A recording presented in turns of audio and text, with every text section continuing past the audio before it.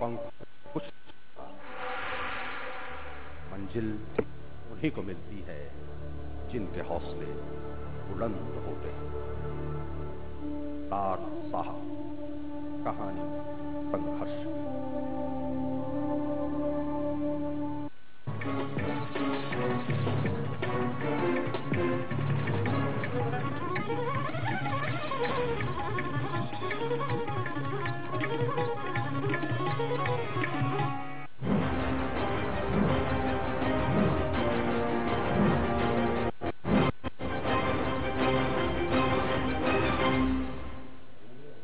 नमस्कार, मैं हूं एस त्रिपाठी। जनता मांगे जवाब में आपका स्वागत है। राजनीति देश और प्रदेश के विकास के लिए की जाती है, लेकिन जब यह फ्लैशबैक में जाने लगे तो गड़े मुर्दे उखड़ने लगते हैं। मध्य प्रदेश की सियासत में आजकल यही हो रहा है। किसान आसमान से बरसती आफत से परेशान है और नेता हैं कि उनके जख्मों पर मरहम लगाने के बजाय दशकों पुराने मामले निकालकर एक दूसरे की टांग खींच रहे हैं। कभी जंग लग चुकी नियुक्तियों को मामला निकलकर आता है तो कभी डायरी वार छेड़ा जा रहा है। राजनीतिक अदावत उस मुकाम तक आ पहुंची है कि वापसी की कोई गुंजाइश ही नहीं दिखती। पुराने प्रकरण ऐसे निकल रहे हैं जैसे मध्य प्रदेश में घपलों और घोटालों की खान मिल गई हो। कहां ले जाएगी यह मारामारी? क्या प्रदेश की भलाई का यही रास्ता बचा है नेताओं के पास? क्यों सरकार को जनता के हित के काम से भटकाने की कोशिश की जा रही है? जनता मांगे जवाब में आज इसी मुद्दे पर करेंगे चर्चा, लेकिन पहले 10 बड़ी खबर।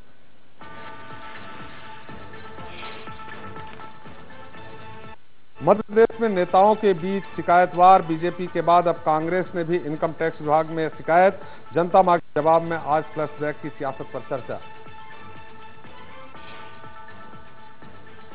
मध्य प्रदेश में मौसम की मार झेल रहे किसानों को 500 करोड़ की फौरी राहत का ऐलान। गेहूं खरीदी में 1750 करोड़ की भी गारंटी देगी सरकार। नवनिर्वाचित महापौर से रूबरू हुए सीएम शिवराज। निगम में ठेका प्रथा बंद करने की दी सख्त हिदायत। मिशन 2018 का रोड मैप भी समझाया। छत्तीसगढ़ विधानसभा में लाठीचार्ज और नान घोटाले पर विपक्ष का जोरदार हंगामा। कांग्रेस ने किया पूरे दिन की कार्रवाई का बहिष्कार। छत्तीसगढ़ विधानसभा समेत आधा रायपुर घंटे भर डूबा रहा अंधेरे में। सब स्टेशन में विस्फोट से हुई थी बिजली गुल। छत्तीसगढ़ से पकड़े गए सिमी आतंकियों से पूछताछ में चौंकाने वाला खुलासा। सिमी के जरिए राज्य में घुसपैठ कर रहा था अलकायदा। सरगुजा के नर्मदापुर में बंदूक की नोक पर लिटोरे ने सेंट्रल बैंक से लूटे 16 लाख रुपए। आरोपियों की तलाश में जुटी पुलिस। कोरबा की पास कॉलोनी में सेक्स रैकेट का भंडाफोड़। 2 लड़कियां और 2 युवक गिरफ्तार। रायपुर के बूढ़ापारा आंगनबाड़ी कार्यकर्ताओं का प्रदर्शन। वेतनमान बढ़ाने की मांग। 20 मार्च से काम बंद करने का ऐलान। और देवास के मासूम भव्य के पीएम मोदी हुए मुरीद। खत लिखकर जताया आभार। 7 साल के भव्य ने अपनी गुल्लक से गरीब बच्चों की मदद के लिए दिया था पीएम फंड में दान।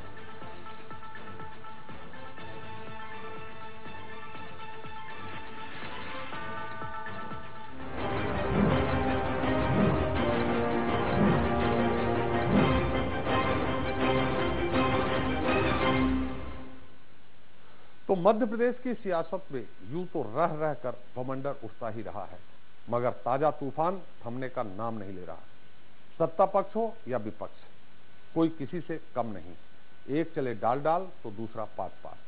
दाग दोनों के दामन पर हैं, लिहाजा वार हुए और देर नहीं होती और तुरंत पलटवार हो जाता है।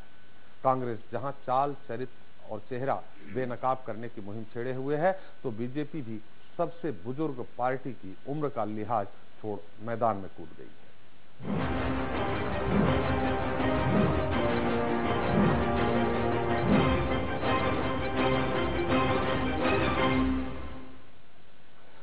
गांधी जी ने कहा है कि अगर कोई एक थप्पड़ मारे तो दूसरा गाल आगे कर देना चाहिए, लेकिन सियासत की तासीर इससे जुदा है। यहां ईंट का जवाब पत्थर से दिया जाता है। मध्य प्रदेश के मौजूदा हालात देखकर तो कम से कम यही लग रहा है।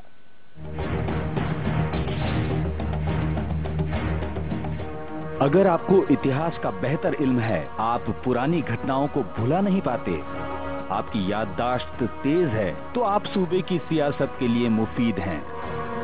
आप सोच रहे होंगे कि इन सब का राजनीति से क्या वास्ता।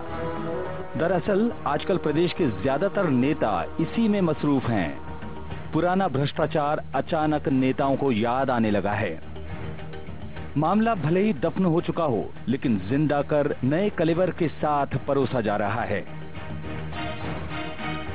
इतिहास के पन्ने पलटे जा रहे हैं, कार्यकाल को खंगाला जा रहा है। आधी नौकरी हो गई हो, लेकिन अब भर्ती सही है या गलत याद आने लगा है। मध्य प्रदेश को बदलापुर बनाने की शुरुआत की पूर्व सीएम दिग्विजय सिंह ने। व्यापम घोटाले में सबूतों का दावा किया तो 14 साल बाद बीजेपी को भी याद आया। विधानसभा सचिवालय भर्ती में गड़बड़ी हुई है, केस दर्ज हुआ, एसआईटी भी गठित हुई, जांच चल रही है। पलटवार से दिग्गी भले ही बेफिक्र नजर आए हों, लेकिन अब व्यापम घोटाले से थोड़ा मोह कम हो गया है। लेकिन दिग्गी ने बीजेपी के जख्मों को हरा कर दिया है। 2008 में छापे में मिली डायरी बीजेपी के लिए बड़ा हथियार साबित हुई। सामने खुद बीजेपी अध्यक्ष आए और दिग्गी पर बिल्डर से करोड़ों लेने का आरोप लगा दिया। 10 करोड़ की एंट्रियां जो उसमें दर्शाती है, वह राशि दिग्विजय सिंह को ही दी गई है। मुख्य आयकर आयुक्त से यही मांग की है कि इस केस को फिर से रीओपन किया जाए, श्री दिग्विजय सिंह के बयान लिए जाएं। मध्य प्रदेश की सियासत में डायरी का जिन्न बाहर आया तो कांग्रेस ने इसी को हथियार बनाकर बीजेपी पर पलटवार कर दिया है। कांग्रेस ने 20 जून 2012 में एक बिल्डर, खनन माफिया और तत्कालीन चिकित्सा शिक्षा संचालक के घर पड़े छापे में बरामद दस्तावेजों में उजागर हुए बीजेपी नेताओं के संबंधों का खुलासा करने की मांग की है। हमने उनसे प्रार्थना की है कि मध्य प्रदेश में मंत्रियों, राजनेताओं, नौकरशाहों और अपराधियों का एक कुत्सित संगठित गठबंधन काम करके भ्रष्टाचार को प्रश्रय दे रहा है, तो वे तमाम रसूखदार चेहरे जो ऑन रिकॉर्ड इनकम टैक्स के दस्तावेजों में सामने आए हैं, उन्हें आयकर विभाग बुलाए और अपने विधि अनुसार कार्रवाई करें। प्रदेश की राजनीति की नब्ज पहचानने वाले भी इस बात को मान रहे हैं कि जो खुलासे हो रहे हैं वो ईमानदारी से कम, बदले से ज्यादा प्रेरित हैं। तो मुझे लगता है कि सरकार जो कर रही है उसको लोग गलत सलाह दे रहे हैं। इस समय दिग्विजय सिंह के खिलाफ मामले उठाने का कोई औचित्य नहीं है, क्योंकि ये सब सरकार को करना था। तो जब 2003 में भारतीय जनता पार्टी की सरकार बनी थी, तभी ये कदम तत्काल उठाए जाने चाहिए। कहते हैं कि बात निकलेगी तो दूर तक जाएगी। दिग्गी के आरोपों से जो बात निकली है, अब वो भोपाल के पार्षद पिटाई कांड तक पहुंच चुकी है। खबर है कि कैबिनेट बैठक में जांच रिपोर्ट रखी गई, लेकिन कुछ मंत्री इससे मुतमईन नहीं हुए। लिहाजा कहा जा सकता है कि कांग्रेस तैयार रहे एक और हमला झेलने के लिए। वैसे राजनीति के इस हमाम में सब एक जैसे हैं। ऐसे में सूबे की जनता को इंतजार है कि वो वक्त कब आएगा जब हमारे नेता कहेंगे, मेरे दामन में 1000 पैबंद सही, लेकिन फख्र है कि इसमें कोई दाग नहीं। Bureau report, news express.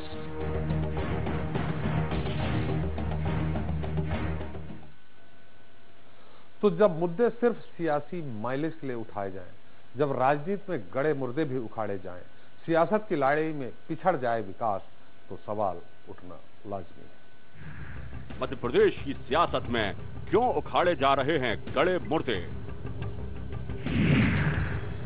क्या बदले की राजनीति का नतीजा है डायरी वॉर?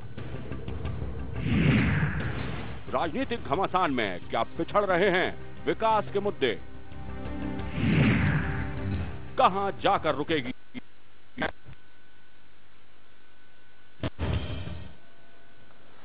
तो इस मसले पर बात करने के लिए हमारे साथ स्टूडियो में मौजूद हैं बीजेपी के विधायक रामेश्वर शर्मा जी। शर्मा जी, आपका बहुत बहुत स्वागत है इस कार्यक्रम में। और कांग्रेस के प्रवक्ता भूपेंद्र गुप्ता जी, आपका भी बहुत बहुत स्वागत है। और विशेष टिप्पणी करने के लिए हमारे साथ मौजूद हैं वरिष्ठ पत्रकार राजेश सिरोठिया जी। सिरोठिया जी, आपका भी इस कार्यक्रम में बहुत बहुत स्वागत है। पहला सवाल रामेश्वर शर्मा जी हमारा आपसे ही है, ये जो गड़े मुर्दे उखाड़े जा रहे हैं, क्या ये राजनीति का नया पड़ाव है?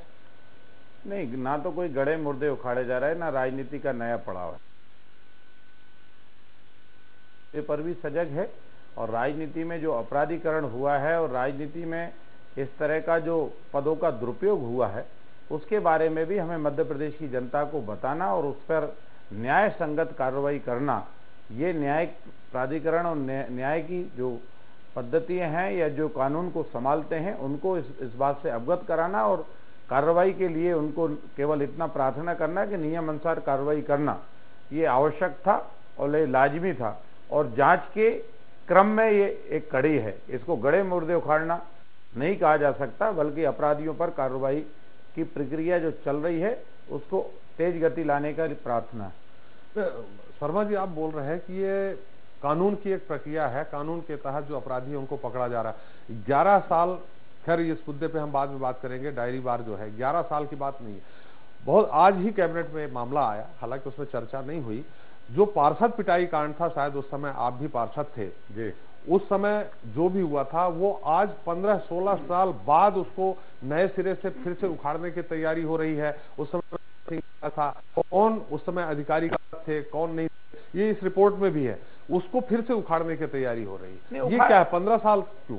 नहीं, उखाड़ने की नहीं, किसी भी चीज के लिए जांच का न्यायिक आयोग बने, उस पर नीतिगत निर्णय जब तक सरकार नहीं ले और उस पर कोई फैसला नहीं हो, तो ये आवश्यक है कि आखिर उस मुद्दे को आपको फाइनल कुछ भी तो करना है, बंद करना है तो बंद करिए, चालू करना है तो चालू करिए। उस समय आखिर जनप्रतिनिधियों को पीटा क्यों, किसके इशारे पर पीटा गया? सारे पार्षदों को वहां पर पीटा गया, महिला पार्षदों को घसीटा गया, उनके ऊपर जो है लाठीचार्ज किया गया, न्याय प्रक्रिया को तोड़ा गया। और भोपाल के एक वरिष्ठ संपादक और एक विशिष्ट मतलब समाचार पत्र ने तो अपना पूरा पेज ब्लैक करके एक संपादकीय लिखी थी, मुझे लगता है आपको भी याद होगा। और वो परिवार हमसे जुड़ा नहीं है, अगर विचारधारा से पूछा जाए तो वो विचारधारा के रूप में हमारा सदस्य नहीं है, वो विचारधारा के रूप में कहीं ना कहीं कांग्रेस को ही बिलोंग करता है। ऐसे समाचार पत्र में भी स्वर्गीय आदरणीय गुप्त जी ने एक कठोर टिप्पणी लिखी थी जो राजनीति और लोकतंत्र के लिए एक प्राणवायु थी। उस समय दिग्विजय सिंह जी के इशारे पर जो पार्षदों के साथ हुआ वो क्या न्याय संगत था? और फिर पार्षदों को न्याय मिलेगा क्यों नहीं? और जब इलाज कराने पार्षद अस्पताल में गए तो अस्पताल में पिटाई, अस्पताल चेंज करना पड़ा, लंगड़े लूले भागते रहे और अपने प्राण बचाते रहे।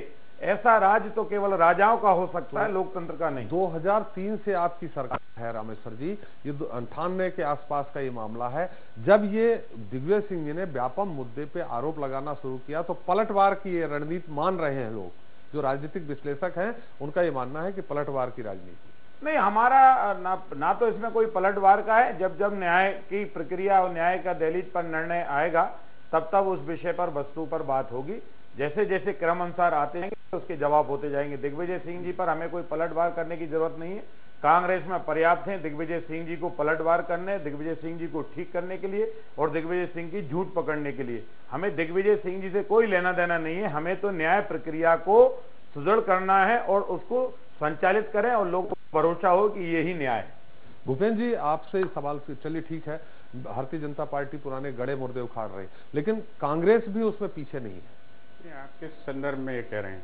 आज ही जो डायरी कांड को लेकर के इनकम टैक्स में आपके कांग्रेस के नेतागण गए और बरसों पुरानी जो डायरी थी जो इनकम टैक्स में छापा पड़ा था, ये बरसों पुरानी नहीं है, प्रक्रिया में है जी। और मैं आपको ये बता दूं कि कितने साल हो गया? 4 साल तो हो गए। पूरी बात मुझे करने दें, फिर आप प्रतिप्रश्न कर लीजिएगा।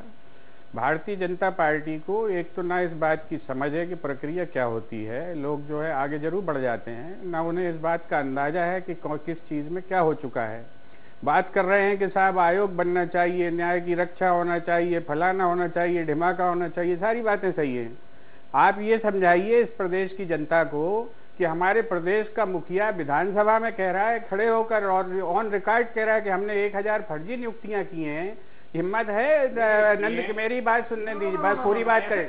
नंद किशोर चौहान जी में ये हिम्मत है, ये हिम्मत है क्या कि वो ये बात करें, ये बात है हम सुनने नहीं बैठे कि कुछ भी सुनते बात करें विधानसभा में नहीं। हमने जो पकड़ी है, हमें बोला विधानसभा में ये बोला गया कि नहीं बोला गया? मुख्यमंत्री ने बोला कि नहीं बोला? हाँ या ना में जवाब दीजिए ना, हाँ या ना में जवाब दीजिए इसका, हाँ या ना में जवाब दीजिए ना, हाँ या ना में जवाब दीजिए, हाँ या ना में जवाब दे दीजिए। भूपेंद्र जी जवाब भी देंगे भाई, जवाब भी देंगे और नियमानुसार कार्रवाई भी करेंगे। भूपेंद्र जी, बदमाशों की पोल भी खेलेंगे और जेल भी भेजेंगे। रामेश्वर जी एक मिनट, भूपेंद्र जी ये उन्होंने नहीं कहा, जो बोला है वो बोला। एक मिनट रामेश्वर जी मैं प्रश्न कर रहा हूँ। भूपेंद्र जी एक मिनट, भूपेंद्र जी एक मिनट पूरी करने दीजिए। भूपेंद्र जी आप ये मुद्दा उन्होंने नहीं, ऐसा नहीं कहा कि हमने नियुक्तियां की।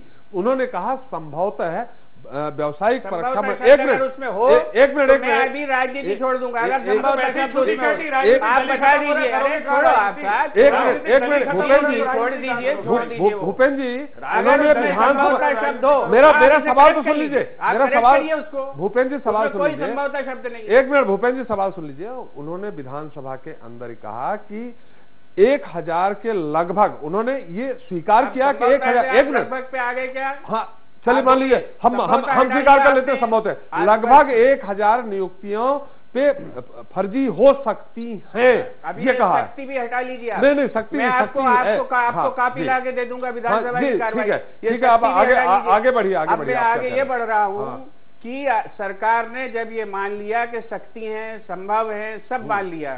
आपने क्या आज की तारीख कितने साल, उसको भी 1-1.5 साल हो गया, सरकार ने ये बताया क्या इस प्रदेश की जनता को कि वो 1000 फर्जी नियुक्तियां कौन सी हैं, वो लोग कहां पर काम कर रहे हैं, उनके ऊपर क्या कार्रवाई की गई, उन्हें हटाया गया कि नहीं? वही तो जांच करके कर रही है। यही तो बात, यही तो दिग्विजय सिंह कह रहे हैं। और दिग्विजय सिंह तो आज भी ताल ठोक के कह रहे हैं कि आप सीबीआई जांच मेरी भी करा लो, खुद की भी करा लो। आप ही डर रहे हो, आपकी तो सरकार केंद्र में भी है। आप इनकम टैक्स ऑफिस जा रहे हैं, आपकी हिम्मत नहीं पड़ रही कि आप अपने लेटर हेड पे शिकायत कर दें, कोरे कागज पे शिकायत कर रहे हो। आप एक इतने बड़े राजनीतिक दल हैं, आपके अंदर ये साहस होना चाहिए कि आप ओन करें किसी आरोप को, अगर आप लगा रहे हैं उसकी जिम्मेवारी लें। ये आपकी सरकार में साहस नहीं है, आप ये सड़े मुर्दे उठा रहे। सुनिए मेरी बात पूरी होने दीजिए।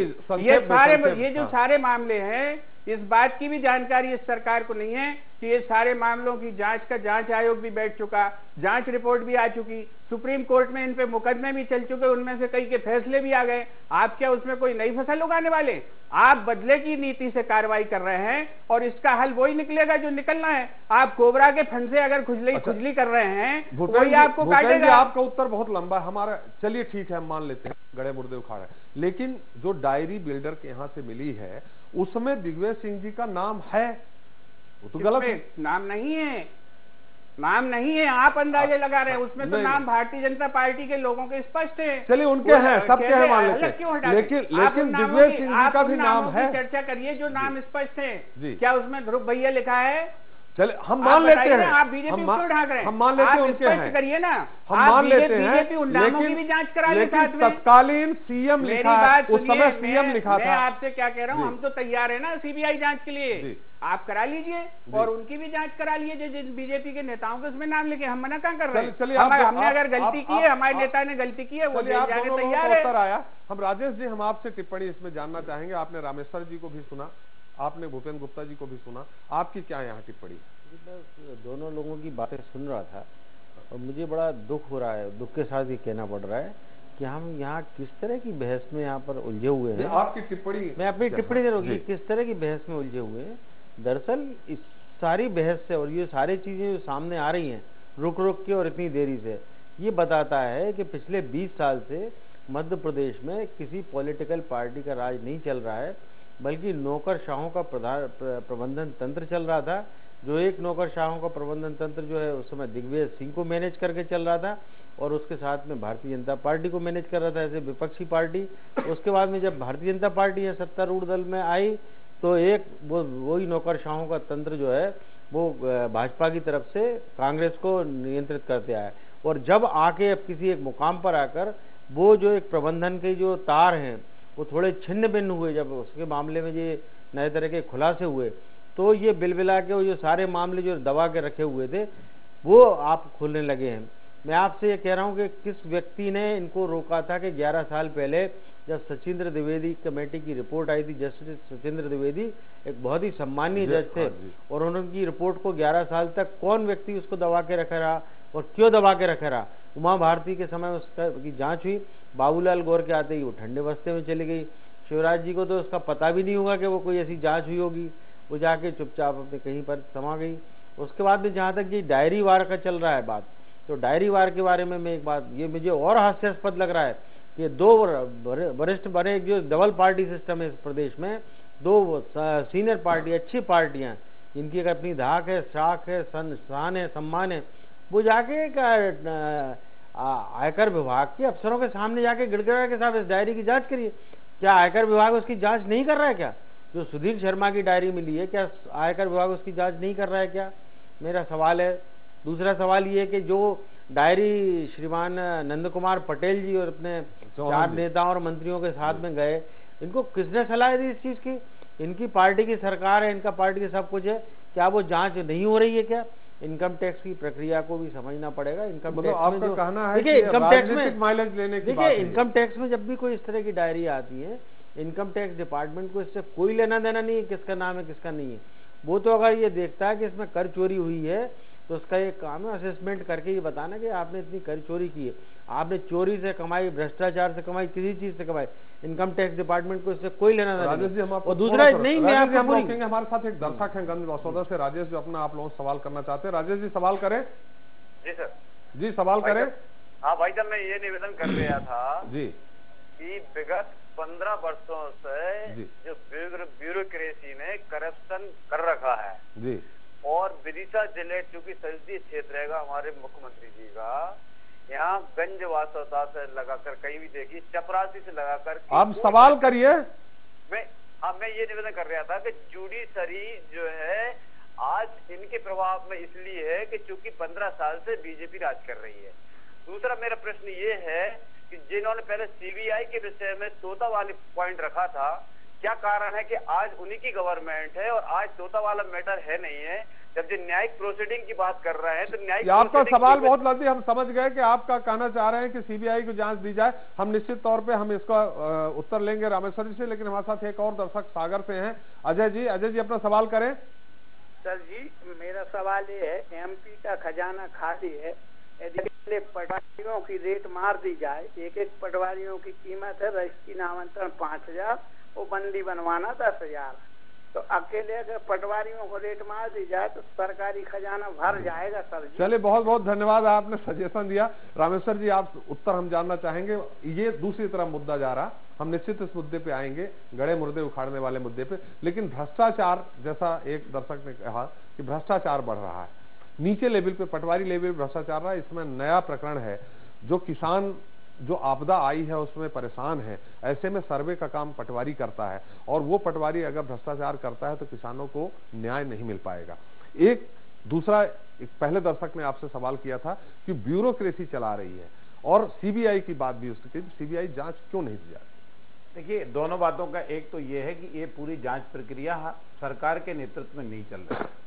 जिस मामले में वो शायद वो जांच सीबीआई की बात कर रहे हैं, ये हाई कोर्ट के निर्देशन में जांच हो रही है, और माननीय सुप्रीम कोर्ट में भी कई तथाकथित नेता लोगों ने वहां पर अपने एफिडेविट प्रस्तुत करके इसकी जांच की सीबीआई और तमाम मांगे की थी, लेकिन वो भी सुप्रीम कोर्ट ने भी उसको निरस्त किया था। और हाई कोर्ट के निर्देशन में जो जांच चल रही है उस पर डिसीजन लेने का राइट मध्य प्रदेश की सरकार को नहीं है। दूसरी बात, जहां तक रहा पटवारी या किसी भ्रष्ट अधिकारी या कर्मचारी के खिलाफ, तो माननीय लोकायुक्त मध्य प्रदेश में सक्रिय हैं, अन्य भी हमारी जो एजेंसियां हैं वो सक्रिय हैं, और इस तरह का अगर कोई व्यक्ति या किसी पद का कोई दुरुपयोग कर रहा है, इस तरह का किसी भी कर्मचारी हो या कोई जनप्रतिनिधि या किसी से भी संबंधित विषय हो, तो उसकी आप गुप्त शिकायत भी कर सकते हैं, या उसके संबंधित कोई दस्तावेज है तो संबंधित एजेंसियों को आप बताएंगे। और मध्य प्रदेश में इसमें लगातार कार्रवाई हो रही है, और सरकार पूरी तरह से माननीय लोकायुक्त की कार्रवाई से सहमत है। हमने हर संभव लोकायुक्त के निर्देशों का पालन कराया है, लोगों को जेल तक पहुंचाया है, उनकी संपत्ति भी राजसात की है, तो ये कार्रवाई कर रहे हैं। भ्रष्टाचार एक ऐसी दीमक है देश के लिए जो हर घर और परिवार में मुसीबत का सामना कर रहे हैं लोग, और इसी भ्रष्टाचार के कारण आज राजनीति से और सामाजिक से प्रशासनिक और प्रशासनिक से दूसरे तंत्र भी हमारे कहीं ना कहीं बदनामी के शिकार हो रहे हैं। और इसलिए इस दिशा में जो शासकीय एजेंसियां हैं वो सतर्क हैं और कार्रवाई कर रही हैं। भ्रष्टाचार पर अंकुश लगाने के लिए सरकार तो कटिबद्ध है, लेकिन समाज का भी सहयोग हमें चाहिए। कार्रवाई कर रही हूं। उसका ये कहना है कि इस समय ऐसे मौके पे भ्रष्टाचार और तेजी से बढ़ रहा है जब मुआवजा बांटने की बात आ रही है। नहीं, वो उनने ऐसा नहीं कहा। उनने ये कहा है कि पटवारियों पर छापे मारे जाए तो खजाना भर जाएगा। मेरा ये कहना है कि जो भी इस तरह के लोग हैं, जो क्या पटवारी हो, किसी भी लेवल का अधिकारी कर्मचारी हो, जो भी संबंधित हो, जो भ्रष्ट हैं, जिनके बारे में कोई आपको जानकारी है, दस्तावेज हैं या सबूत हैं, तो संबंधित एजेंसियां जो जांच के लिए अधिकृत हैं उनको दें, रंगे हाथ पकड़वाएं, लोग जेल जाएंगे और जो संपत्ति आएगी वो राजसात होगी। उसके बदले में स्कूल कॉलेज खोले जाएंगे और दूसरे सामाजिक क्षेत्रों के कार्य उस संपत्ति से कराए जाएंगे। ये मध्य प्रदेश सरकार का कानून भी है और सरकार और शिवराज सिंह जी इस दिशा में काम कर रहे हैं। हम भ्रष्टाचारियों को कतई बर्दाश्त भी नहीं करेंगे और बचाएंगे भी नहीं। चलिए रामेश्वर जी, हम भूपेंद्र जी आपसे जानना चाहेंगे, कुछ भी कहें ठीक है, जो भी पार्षद पिटाई कांड हुआ आपके शासनकाल में हुआ, हम आपको दिखाएंगे कि क्या था पार्षद पिटाई कांड। लेकिन हमारे साथ हमारे सहयोगी पॉलिटिकल एडिटर प्रभु पटेरिया जुड़ गए हैं। प्रभु, आज कैबिनेट में क्या मुद्दा आया था पार्षद पिटाई कांड को लेकर और उसमें क्या बातें हुई? तो पंडित जी, आज कैबिनेट में 2000 में जो पार्षद पिटाई कांड हुआ था भोपाल का, उसकी रिपोर्ट रखी गई थी, एसके दुबे कमेटी की रिपोर्ट। इस कमेटी की रिपोर्ट पे शासन को कार्रवाई करनी थी। मैं आपको बता दूं कि ये रिपोर्ट 2011 में भी एक बार और पहले रखी गई थी, उसमें कोई कार्रवाई नहीं हुई थी। ये रिपोर्ट फिर आज कैबिनेट में आई, तो उस पर जब चर्चा हुई तो उसमें ये माना गया कि ये रिपोर्ट जो है उस स्तर पे इसमें कार्रवाई की अनुशंसा नहीं की गई है, की जानी चाहिए थी। शायद जो छनकर खबर आई है, मुख्यमंत्री ने ये कहा कि वो खुद देखने गए थे, जो पार्षद पिटे थे वो सब बीजेपी के ही पार्षद पिटे थे, लगभग 1.5 दर्जन पार्षद। मुख्यमंत्री ने कहा कि मैं खुद देखने गया था, उनको गंभीर चोटें आई थी। वन मंत्री गौरीशंकर शेजवार ने कहा कि वो उस समय नेता प्रतिपक्ष थे, वो भी देखने गए थे। तो रिपोर्ट से कैबिनेट सहमत नहीं हुई, इसलिए उस मामले को डिफर कर दिया गया। अब जो सुनाई आ रहा है कि इसको लेकर एक कमेटी बनाई जाएगी, पार्षदों से फिर बात करेगी कमेटी, उसके आधार पर इस कमेटी के ऊपर जो सब कमेटी बनेगी कैबिनेट की, वो इस रिपोर्ट के ऊपर अपनी अनुशंसाएं देगी, उसके बाद कोई कार्रवाई शासन स्तर पर तय होगी। नहीं तो इतने 2011 में जब ये मुद्दा आया था, अब ये अचानक जिन्न जैसे बोतल की जिन्न से क्यों निकला? क्या वजह है? आप क्या मानते हैं उसमें? क्या आपने देखा वहां? ये त्रिपाठी जी, ये जो मामला है 2000 का, उसमें कांग्रेस का परिषद अध्यक्ष का निर्वाचन था, उसमें कांग्रेस की सरकार थी और ये आरोप लगाए थे बीजेपी ने कि कांग्रेस की सरकार पे तत्कालीन मुख्यमंत्री दिग्विजय सिंह की सरकार थी, भोपाल से सुरेश पचौरी राज्यसभा का प्रतिनिधित्व कर रहे थे, तो उनके दबाव में कलेक्टर ने अनाधिकृत तौर पर कांग्रेस के प्रत्याशी को नगर निगम परिषद अध्यक्ष के लिए निर्वाचित कराया। बीजेपी के पार्षदों ने विरोध किया इसका।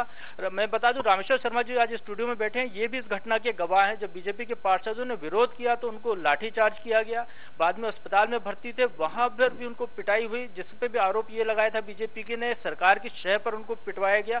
तो बीजेपी चाहती थी इसमें कार्रवाई हो, और ये मामला इसीलिए उठाया गया कि जो अभी डायरी प्रवार चल रहा है, जो विधानसभा की नियुक्तियों का जो मामला उठाएगा, ये उसी कड़ी में माना जा रहा है इसको, कि उसी कड़ी में सरकार कांग्रेस पे दबाव बनाने के लिए, कांग्रेस खिलाफ एक अभियान को आगे बढ़ाने के लिए इस मामले को कैबिनेट में लेकर आई है।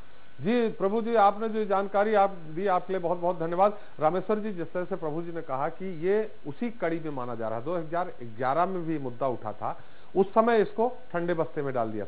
आज जो अभियान चला रही कांग्रेस के अगेंस्ट में, दिग्विजय सिंह के अगेंस्ट में, ये उस कड़ी का एक मुद्दा है। देखिए, उस कड़ी का एक मुद्दा नहीं है। मैं आपको बताऊं कि जैसी भी न्याय प्रक्रिया है, अब भैया लोग अलग अलग उसको न्याय की तरजीह देंगे, उस प्रक्रिया के तहत आया था। बीच में जो विषय आया था, मैं खुद दर्शक दीर्घा में नहीं था, बल्कि मैं खुद वहां उस समय मौके में था। हमें भी डंडे पड़े थे, हम लोगों को प्राण बचाकर छतों से कूदकर नीचे भागना पड़ा था। उस समय प्रभु पटेरिया जी एक अखबार में उस समय थे और अंदर भी थे, हाउस के अंदर।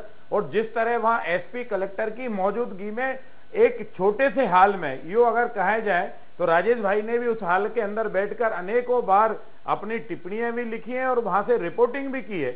आपने भी उस हाल के अंदर गए हैं और आपने भी देखा है, मुश्किल से वो जो है 20, 22, 40, 45 का हाल होगा। और उसमें हम उस समय 60-65 पार्षद थे, अन्य अधिकारीगण थे, और सबके बीच में किस तरह हमको रोक कर पीटा गया, मारा गया महिलाओं के साथ। और बाद में हम लोग दौड़ कर 1-1 किलोमीटर तक हम लोगों को दौड़ाया गया। इस तरह के मारपीट हुई। जब अस्पताल में भर्ती किए गए तो रात में दिग्विजय सिंह जी देखने आए और पार्षद ने कहा कि साहब देखो, इस तरह आपके राज में पिटे हैं और ये हाथ टूट गया। तो दिग्विजय सिंह जी गेट तक नहीं पहुंचे, फिर उन्हें जो पिटे पिटाए लोग थे उनको फिर से पीटा गया और दौड़ दौड़ कर आए। उस समय गौरीशंकर सेजवार जी नेता प्रतिपक्ष थे और हम जो है पॉलिटेक्निक पे धरना दे रहे थे, वो भी वहां पर आए। वो पूरा प्रकरण मैं भी जानता हूं, मैंने खुद अपनी आंखों से देखा है, मैंने भी उसको कवरेज किया था। ये समय की बात है, इस समय क्यों नहीं, इस समय इस मुद्दे को नहीं, इस समय से नहीं उठाया गया। ये मैंने कहा ना कि ये प्रक्रियाओं का एक हिस्सा होता है, प्रशासनिक प्रक्रियाएं और प्रतिवेदन जैसे प्रस्तुत होता है उसी क्रम में ये आया है। और स्वयं मुख्यमंत्री जी भी उस समय सांसद के नाते हम लोगों को देखने आए थे, जो घायल लोग हैं उनसे मिलने आए थे। कैबिनेट के उस समय कम से कम जो सदस्य हैं 10 से 12 सदस्य ऐसे थे जो घायल पार्षदों से व्यक्तिगत तौर पर भी मिलने आए थे और इस सब घटनाक्रम को उनका आंखों देखा हाल था जब प्रस्तुत किया गया और उस रिपोर्ट में कहीं कोई तथ्य नहीं आए तो निश्चित रूप से जब आपने जिस चीज की रिपोर्टिंग की हो, रिपोर्ट आंखें देखी की और रिपोर्टिंग के बाद जब उसके तथ्य कुछ दूसरे आए तो आप नहीं कहोगे कि ये क्या रिपोर्ट प्रस्तुत की गई। जब रिपोर्ट से सदन या कैबिनेट सहमत नहीं हुआ तो इसलिए उन्हें फिर से उस पर विचार करना उचित समझा और मैं धन्यवाद दूंगा कि कम से कम न्याय प्रक्रिया को सजग और जीवित तो रखा। चलिए भूपेंद्र जी, हम आपसे उत्तर जानना चाहेंगे, लेकिन हम आपको पहले बता दें कि क्या है पार्षद पिटाई कांड। हम थोड़ा सा इसको संक्षेप में एक हम रिपोर्ट दिखा लें। भोपाल में 13 जनवरी 2000 को हुआ था पार्षद पिटाई कांड। दिग्विजय सिंह मुख्यमंत्री और कांग्रेस की विभा पटेल मेयर थीं। परिषद अध्यक्ष पद के लिए कांग्रेस पार्षद सुनील सूद और बीजेपी पार्षद सुरेंद्र नाथ सिंह प्रत्याशी थे। 66 पार्षदों में से बीजेपी के 33 और कांग्रेस के 22 पार्षद थे। 9 निर्दलियों और बसपा के 2 पार्षदों के समर्थन से कांग्रेस के सुनील सूद अध्यक्ष बने। जैसे ही सूद को विजयी घोषित किया गया तो बीजेपी पार्षदों ने आपत्ति की। परिषद अध्यक्ष निर्वाचन के लिए अपनाई गई प्रक्रिया को लेकर तत्कालीन जिला प्रशासन की भूमिका पर सवाल उठाए गए थे। विवाद के बाद जमकर मारपीट हुई, पुलिस ने लाठीचार्ज किया।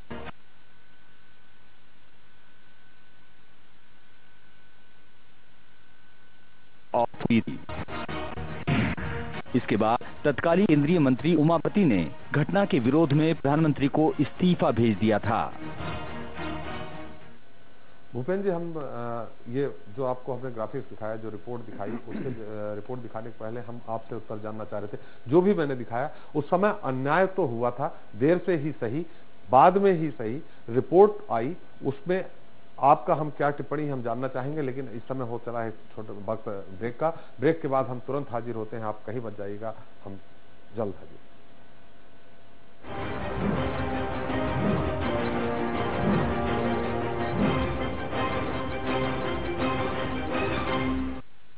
जनपद पंचायत रीवा में केपी त्रिपाठी की ऐतिहासिक विजय के साथ अध्यक्ष बनने पर हार्दिक बधाई एवं शुभकामनाएं। निवेदक सदस्यगण जनपद पंचायत रीवा। संसद से लेकर सुप्रीम कोर्ट तक आपके गांव तक पहुंचने वाली हर योजना का खाका यहां तैयार किया जाता है। मैं करूंगा आपको रिपोर्ट, क्योंकि आपसे अब दिल्ली दूर नहीं। जब भी देखे नई खबर नए अंदाज में, न्यूज एक्सप्रेस मध्य प्रदेश छत्तीसगढ़। यार आपको पता है दिन दहाड़ी लड़की को अगवा कर लिया? मालूम है।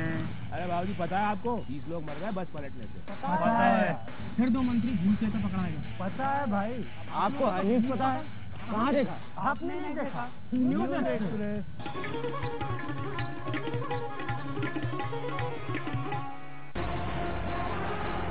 अब सामने आएगा असली सच। मेरी भी बात पहुंचेगी सरकार तक। हमारे हितों की भी होगी बात।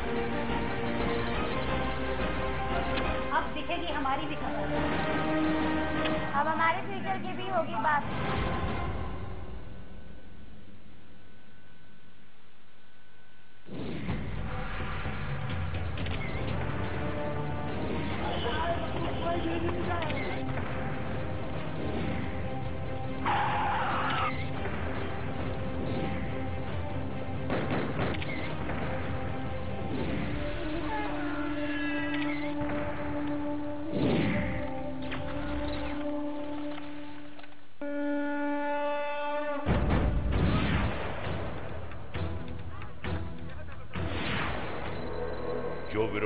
चक्रव्यूह को भेदना जानता है, जो राजनीति के कुरुक्षेत्र में कभी नहीं हारता, जो सियासत की शतरंज में चलता है सबसे बड़ी चाल, वही कहलाता है महाबली। बली बली हर शनिवार रात 8 बजे।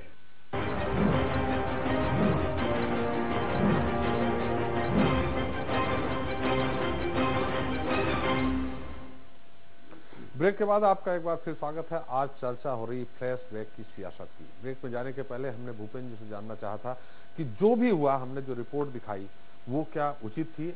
देर से ही सही, रिपोर्ट अभी आई है, तो उसमें कार्रवाई अगर हो रही है तो क्या बुराई है? भूपेंद्र जी। देखिए, जब किसी सरकार ने कोई रिपोर्ट बुलाई, उसके आधार पर उसने कैबिनेट में डिस्कशन किया, और जब ये सरकार स्वयं संतुष्ट नहीं है उस रिपोर्ट से, तो इस पर मेरी टिप्पणी करने का कोई अर्थ नहीं है। दूसरी चीज मैं ये कहना चाहता हूँ कि अगर ये सरकार, ये महान शिवराज सिंह जी सज्जन बहुत अगर यदि सजग हैं, तो ये इस बात का जवाब दें कि ये तो जो है पार्षदों की पिटाई हो गई, इसकी जांच कराएं, वो बराबर जांच कराएं। इस बात की भी तो जांच कराएं कि इस मध्य प्रदेश के किसानों के ऊपर बाड़ी बरेली में अपना पैसा मांगने पर उन्होंने AK-47 से गोलियां दागी।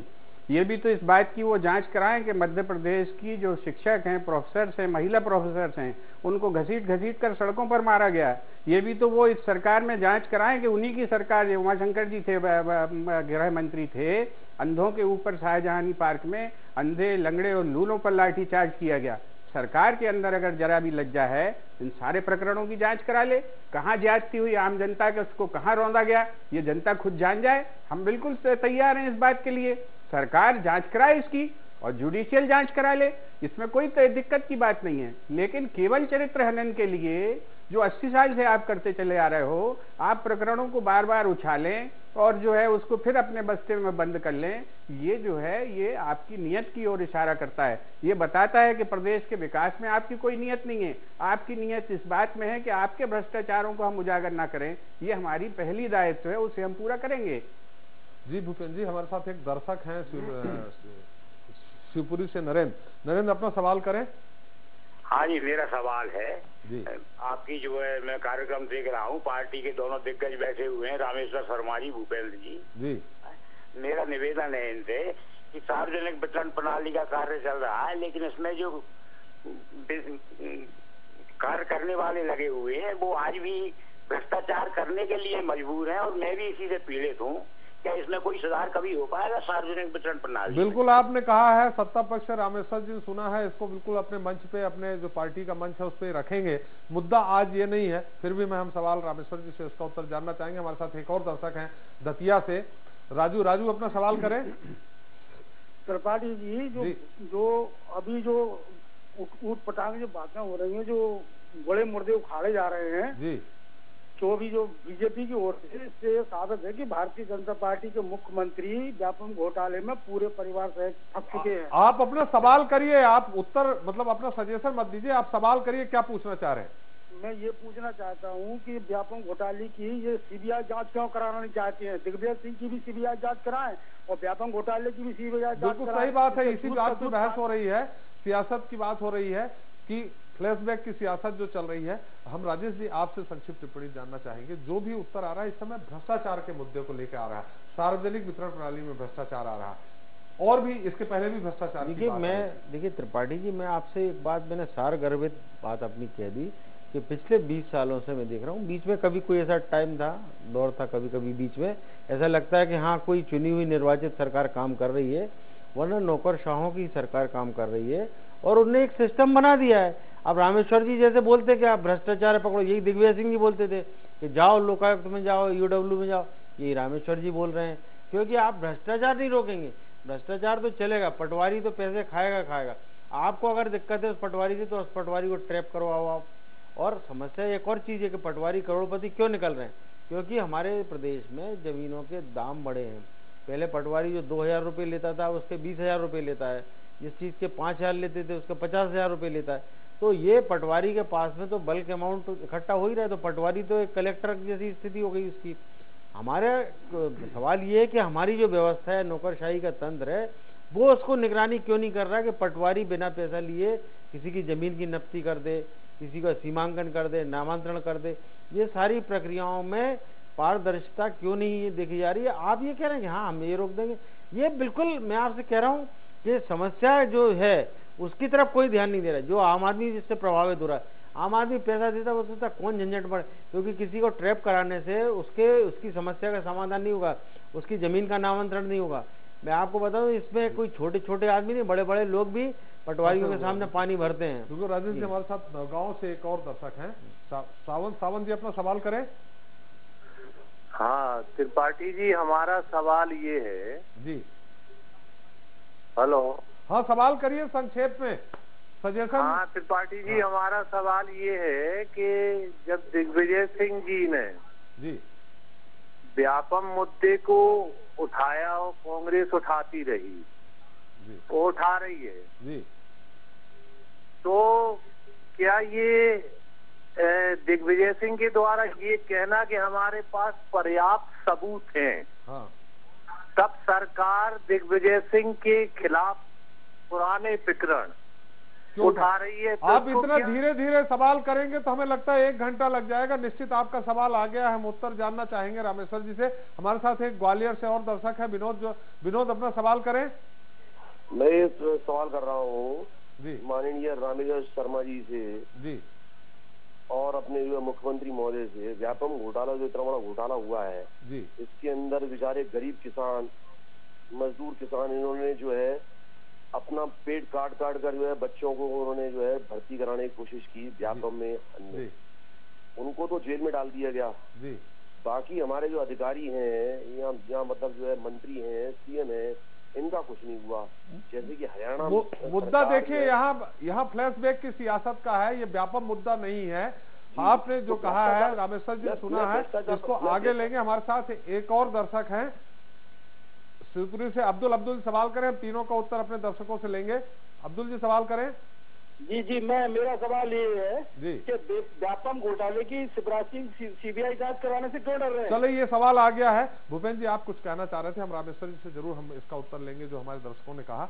भूपेंद्र जी आप कुछ कहना चाह रहे थे, लेकिन हमारा भी एक जो भी आप कहना चाह रहे थे उसके साथ एक हमारा पूरा प्रश्न है कि जब से दिग्विजय सिंह जी पे अटैक हुआ, उनके समय की नियुक्तियों को उजागर किया गया। इसके पहले कभी दिग्विजय सिंह ट्वीट करते थे, कभी प्रेस कॉन्फ्रेंस करते थे, कभी कहते थे कि हमारे पास पर्याप्त सबूत है। उसके बाद से ये देखा गया कि दिग्विजय सिंह लगभग थोड़ा सा ठंडे पड़ गए। देखिए दिग्विजय सिंह जी तो अभी स्पष्ट कह रहे हैं, आज भी कह रहे हैं कि हमारी सीबीआई जांच करा लें। सरकार क्यों डर रही है ये करने में? और आप अपनी खुद की भी जांच सीबीआई करा लें। अब तो जांच एजेंसी भी आपके उसमें ही है, अब तो तोते वाला लफड़ा भी आपको नहीं है जिसका बड़ा प्रचार आप करते थे। तो आपके अंदर इस बात का भय क्यों है? दूसरी चीज मैं ये कहना चाहता हूं कि अगर ये सरकार भ्रष्टाचार को रोकने के लिए बड़ी सजग है, अभी हमारे मित्र जो कह रहे थे कि हमने ये कानून बना दिया, हम जो है संपत्ति राजसात कर रहे हैं, हम ये कर रहे हैं। आपका कानून बनाए आपको 5 साल हो गए। 5 साल में जरा बताएं तो मुख्यमंत्री जी और हमारे रामेश्वर भाई बताएं कि कितने लोगों की संपत्ति राजसात हुई है। आप चपरासियों की संपत्ति राजसात कर रहे हैं, जिन्होंने 300-300 करोड़ रुपया जिनके यहाँ पकड़े जा रहे हैं, जिनके असेसमेंट आ चुके हैं इनकम टैक्स के, उनकी संपत्ति तो आप राजसात कर नहीं पा रहे, उन्हें सस्पेंड नहीं कर पा रहे हैं आप समय पे। आप उनकी फाइलें समय पे केंद्र सरकार को नहीं भेज पा रहे हैं। मध्य प्रदेश के अंदर जिनके घर 100-100 करोड़ रुपए पकड़े गए, जिनकी बीवियों ने ऑन रिकॉर्ड बोला कि साहब हम 1 करोड़ रुपया हमारा पति ऊपर भेजता है मंत्री तक, आपने उनकी संपत्ति राजसात की क्या? ये भ्रष्टाचार। मैं यही कह रहा हूँ दिग्विजय सिंह जी थोड़ा सा निस्तेज हो गए। निस्तेज नहीं हो गए आपको, आप ये तो आप अपनी ओपिनियन आप बता रहे हैं। हम नहीं बता रहे, जो बयान आते थे, जो बयान क्या आप देखिए अभी जो है आपसे मैं आपसे निवेदन करूं, अब आप बता दीजिए। मैं आपसे एक सवाल आपसे करना चाहता हूं, आप थोड़ा सा जो है निष्पक्ष होकर बात कीजिए। मेरी बात सुनिए, सटल साहब बात करिए कि ये डिसीजन किस व्यक्ति ने दिया कि साहब जो है विशिष्ट लोगों का लिफाफा खोलकर उनके ऊपर मुकदमा दर्ज कीजिए? जी बताइए, किसने आदेश दिए? कोर्ट ने दिया। हाँ, और अब ये आदेश किसने दिए उनकी अपील पर कि साहब आपने जो है इनके ऊपर जो है FIR दर्ज क्यों की? एक ही संस्था दो तरीके से बात कर रही है। एक ही संस्था कह रही है कि आप हम एसआईटी बना रहे हैं, ये जांच करेगी, वही संस्था कह रही है आपको जांच का अधिकार नहीं है, आप केवल निगरानी करिए। हम किस दिशा में जा रहे हैं? हम लोकतंत्र को बचाने की बात कर रहे हैं। आज देश प्रदेश की जनता को, आप मेरी बात सुने, आप ये बात किसी की नहीं, हम विरोधाभास की बात कर रहे हैं कि जब आप एक तरफ तो आप कह रहे हैं आप भ्रष्टाचार रोकना चाहते हैं, संपत्ति किसी की राजसात नहीं कर रहे हैं, 5 साल हो गए हैं, आप कह रहे हैं कि साहब आप वहां चले जाइए, यहाँ चले जाइए, वहां चले जाइए। ऐसा कौन आदमी है? चपरासी, जिस प्रदेश के चपरासियों के यहाँ से, मंत्री के खानसामा के यहाँ से 5-5, 6-6 करोड़ रुपए पकड़े जा रहे हैं, उस प्रदेश में आप जनता से कह रहे हैं कि आप सिद्ध करिए भ्रष्टाचार का है। भूपेंद्र जी, आपने कहा कि ये तो हाई कोर्ट निर्देश दे रहा है एसआईटी के निर्देश। मैं आपसे विरोधाभास की बात कर रहा हूँ मैं कि जो ये हाई कोर्ट के ही सारे निर्देश, तो ये आप जब निर्देश ये क्या दोनों एक से निर्देश हैं क्या? मैं आपसे ये बात कर रहा हूँ, मैं किसी कोर्ट से सवाल नहीं कर रहा हूं, मैं बात कर रहा हूं कि इस प्रदेश में कंफ्यूजन कैसे फैल रहा है। इस प्रदेश में न्याय को लेकर, व्यवस्था को लेकर, भ्रष्टाचार को लेकर कंफ्यूजन की स्थिति कैसे निर्मित हो रही है? तो क्या भूपेंद्र जी, आप जैसे सीबीआई की अगर जांच मांग कर रहे हैं, आपको उच्च न्यायालय पे भरोसा नहीं? उच्च न्यायालय की देखरेख में भरोसा और गैर भरोसे की बात नहीं, सीबीआई उससे बड़ी होगी। अगर भरोसे गैर भरोसे की बात होती सुप्रीम कोर्ट नहीं बनता, उसके बाद संवैधानिक सभा नहीं बनती। ये बातें इसलिए इसको नहीं करना चाहिए, ना इस तरह की बातें पिन पॉइंट करना चाहिए। मैं आपसे बात कर, मेरी बात सुनिए ना आप, कि कोई असहमत होता है उनके डिसीजन से तभी तो सुप्रीम कोर्ट जाता है ना, ये अधिकार सबको है और ये बोलने का भी अधिकार सबको है। मैं ये बात आपसे कर रहा हूं कि अगर हम सजग हैं, हम वास्तविकता से में इंटरेस्ट रखते हैं, हम चाहते हैं कि दूध का दूध और पानी का पानी हो, तो फिर भय क्यों? एक चीज। दूसरी चीज ये है, आपको तो स्वतः आगे आके बात करनी चाहिए।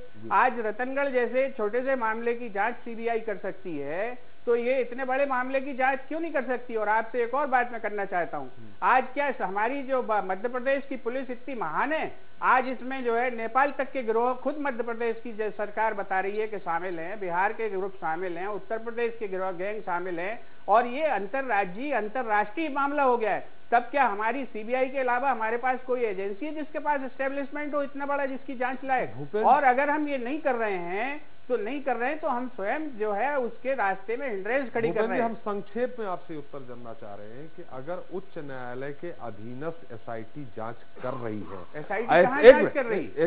एसआईटी से तो उन्होंने कह दिया आप तो वॉच डॉग हैं। ये तो फिर सीधे उच्च न्यायालय पे हम आक्षेप नहीं कर रहे, हम आपसे आप कह रहे हैं जांच कर रहे हैं, they are not investigating, they are only जो है देख रेख कर रही है। बस सिर्फ मैं वही कह रहा हूँ। मैं कहना चाहता हूँ जी बिल्कुल राजेश जी, हम आपसे उत्तर लेंगे। हमारे साथ एक डबरा से दर्शक है जो अपना सवाल करना चाह रहे हैं।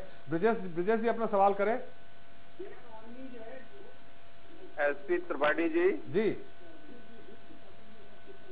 आप सवाल करिए। जी आप अपने टीवी का वॉल्यूम कम कर दीजिए, फिर सवाल करिए। जी त्रिपाठी जी, मेरा एक निवेदन है। जी मैं ये जानना चाह रहा हूँ, मेरा एक हमारे डबरा की एक संपूर्ण डबरा वासियों की एक बहुत बड़ी समस्या है। आप अपना सवाल करिए। क्या है? डबरा में नामांतरण पिछले 1-1.5 साल से बंद है।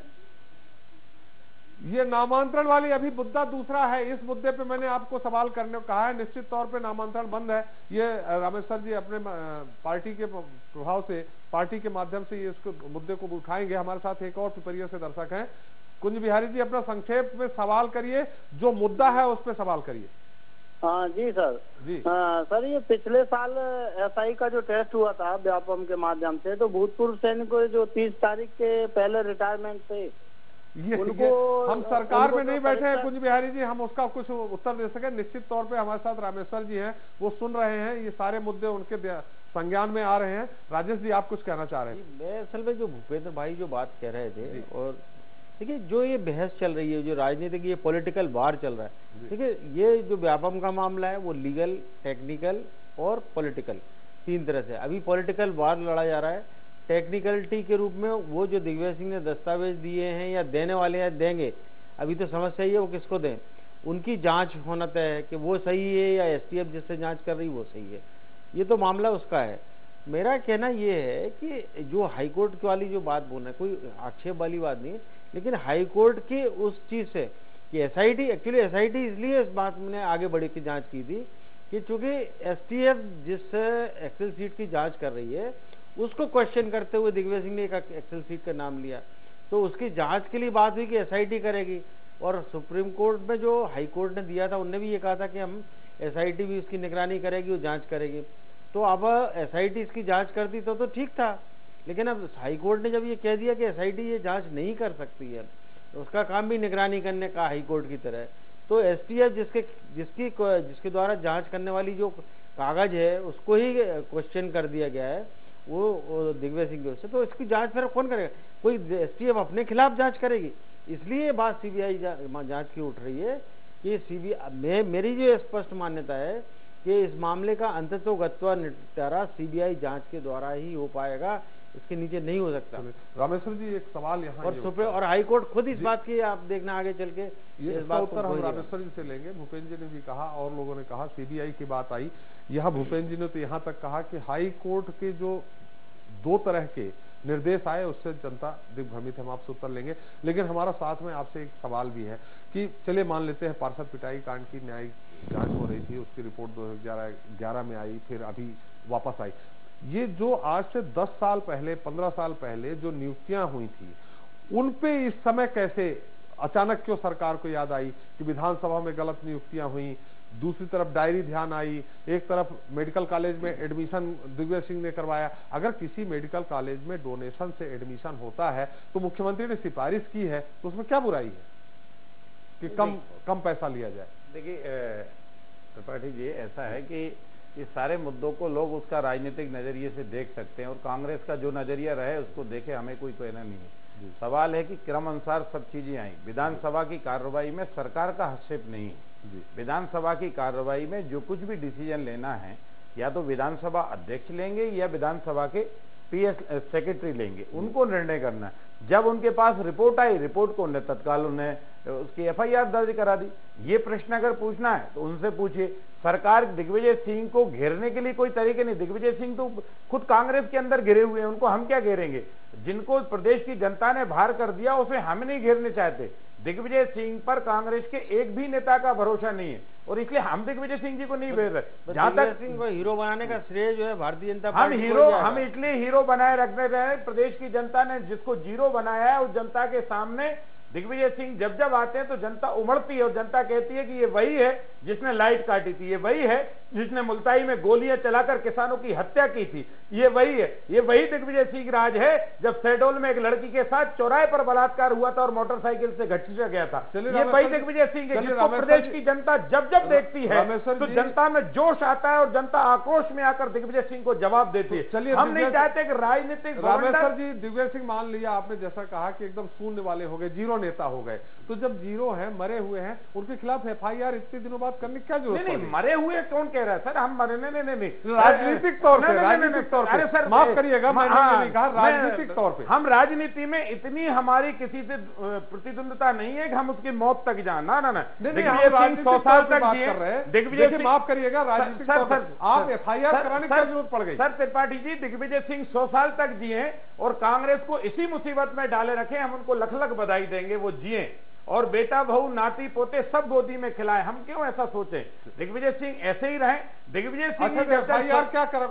सिंह जी जब स्वस्थ रहेंगे, हमारी सरकार बनती रहेगी, कांग्रेस नेस्त नाबूद होती रहेगी। दिग्विजय सिंह बिहार में गए, हमारा काम हुआ। दिग्विजय सिंह यूपी में गए, हमारा काम हुआ। इसलिए दिग्विजय सिंह जी जाते जाएं, भारतीय जनता पार्टी का काम होता जाएगा। और दिग्विजय सिंह इस राजनीतिक षड्यंत्र को एक बना रहे हैं कि मध्य प्रदेश में आने का वो एक बहाना ढूंढ रहे हैं कि कैसे आए।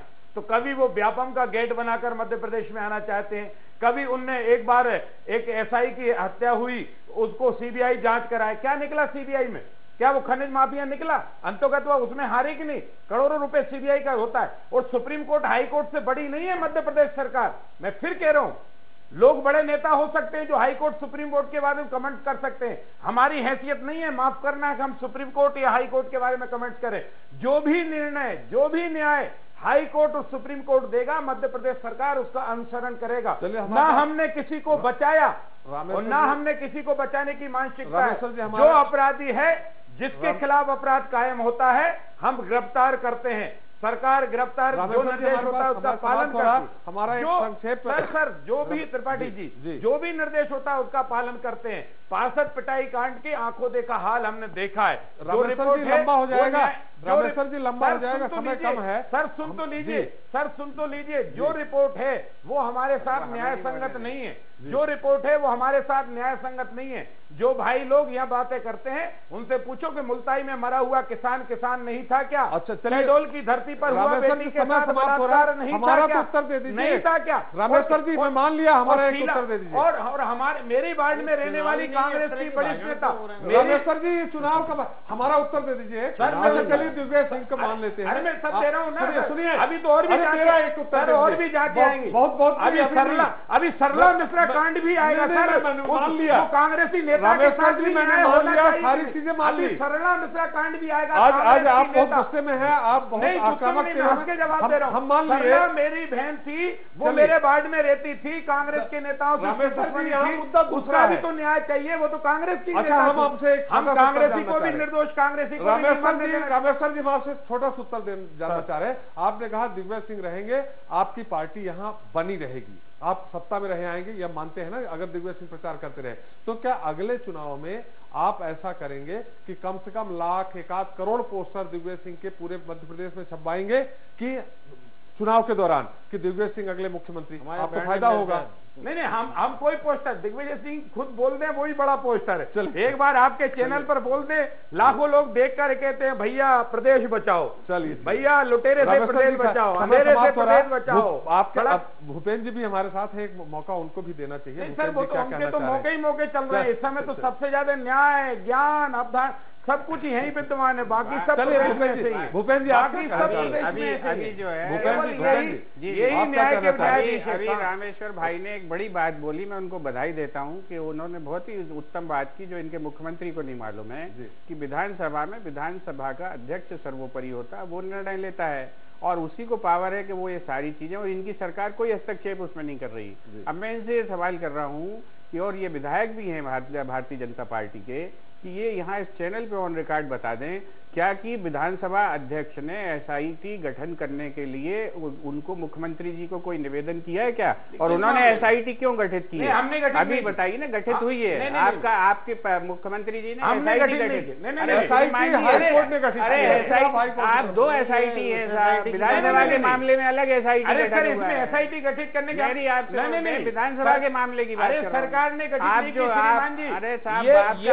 ये आवेदन जो है मध्य प्रदेश विधानसभा सेक्रेटरी की तरफ से आवेदन है थाने में, और थाने की प्रक्रिया के तहत जांच में कोई भी केस किसी को दे सकते हैं। मैं मांग कर सकता हूं उसमें क्या आपसे अध्यक्ष जी ने मांग की क्या? आप विधानसभा के दायरे में आप कैसे घुसे? समय हमारा समाप्त हो रहा है। राजेश जी हम संक्षेप में आपसे टिप्पणी जानना चाहेंगे, पार्टी लाइन से हट करके जो भी हो रहा है उसको आप किस रूप में देखें? संक्षेप में हमारा समय समाप्त हो रहा है। देखिए जो भी हो रहा है ये तो मुझे ऐसा लग रहा है कि अब कोई चुनाव नहीं है, फिर भी चुनावी सभाएं चल रही है, ऐसा मंच चल रहा है। देखिए ये सारी चीजें देखिए इनसे ये परिणति में नहीं पहुंचती। प्रश्न यही है कि आपको इंसाफ दिलाना चाहते हैं, आपका विवेक अब जाके क्यों जागृत हो रहा है? ये देखिए बदले की राजनीति, हम तमिलनाडु के नक्शे कदम पे पहुंच रहे हैं जहाँ एक मुख्यमंत्री दूसरे मुख्यमंत्री को जेल पहुंचाता था। मध्य प्रदेश में मैं आपसे फिर एक बार बात कहूंगा कि नौकरशाही का जो ताना बाना है, जो दोनों पार्टियों के बीच में सेतु का काम करता था, वो कहीं न कहीं गड़बड़ा गया है। और उन सब चीजों को, और कांग्रेस को भी अपने वजूद का संकट अब मतलब अब लग रहा है कि 15 साल बाहर रहने के बाद भी अब क्या करें, तो अब ये छटपटाहट जो है उनकी उस तरह से निकली है। ये मामले बहुत पेचीदा, और ये हमारे यहाँ मंच से और इससे नहीं सुलझने वाले, लेकिन कानून के रास्ते से ही इनका निराकरण। बिल्कुल राजेश जी, आप हमारे साथ इस चर्चा में आपने भाग लिया, आपका बहुत बहुत धन्यवाद। भूपेंद्र जी आपका भी बहुत बहुत धन्यवाद। रामेश्वर जी बढ़िया, आपका जो शैली है उसी अंदाज में आपने उत्तर दिया, आपका भी बहुत बहुत धन्यवाद। तो दोस्तों तो देखा आपने, क्या कहें किससे कहें, नेताओं के तर्क अपनी जगह। आम आदमी को यह खेल पसंद नहीं आ रहा, लेकिन वह कर भी क्या सकता है। इस कीचड़ उछालो राजनीति में नेताओं की ही नहीं प्रदेश की भी छवि खराब हो रही है।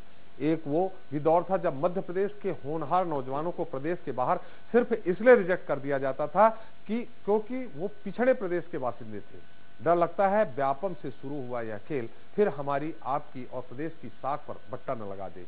गड़े मुर्दे उखाड़ने के इस खेल पर बस यही कहा जा सकता है कि यूं ही नहीं बिजलियां गिरती बार बार इस चमन में कोई तो गुनाहगार है। आज के लिए बस इतना ही। मैं एसपी त्रिपाठी आपसे विदा लेता हूं। फिर मिलेंगे जनता से जुड़े किसी नए मुद्दे, नए सवालों के साथ। तब तक के लिए नमस्कार।